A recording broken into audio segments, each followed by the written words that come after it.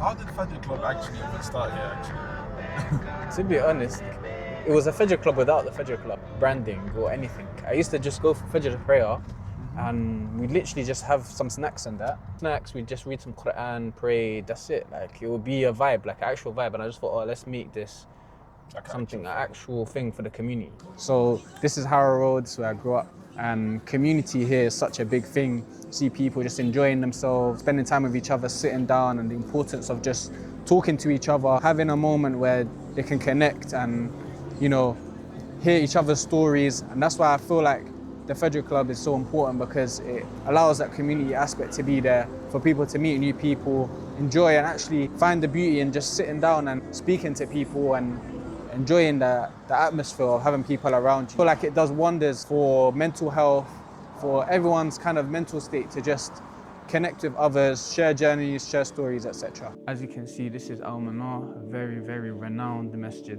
in West London where I come from. Growing up in this area, this is the place. Sometimes when you're battling things that are very, very tough and quite serious in life, the one place that can feel like home, the one place that you can come here, cry, put your forehead on the mat and just pour your heart out is the masjid. And for me, this was that place. So this is where we started. We had the idea and this is where we made it a reality. This is the space that we kind of used. Brought food, got the brothers down together, used the power of social media, the power of community. It was like us building this movement from a place of, we want to build something that we can all benefit from, including and mainly ourselves. We even had somebody come all the way down from Birmingham just to come to this and go back. So that's when we knew this would obviously be something that we have to continue. So right now we're gonna do MTV cribs of the office that we used to be at to show you guys where all the hard work was going down. We used to literally air fry frozen chips every single day. We were in the trenches working hard, making content, making posters with our partner Jawad. Shout out Jawad.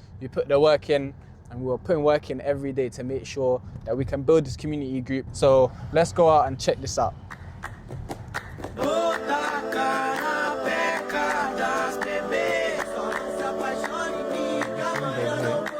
So this is the office essentially where it started. Me and my partner Jawad working tirelessly to make this happen. This room that was in our office was filled with boxes, filled with food, filled with juices, and just random snacks, to be honest, to provide the community. We just wanted to create something that can benefit others and hopefully benefit all of us in the akhirah as well as the dunya. Yeah man, this is the place where it all started.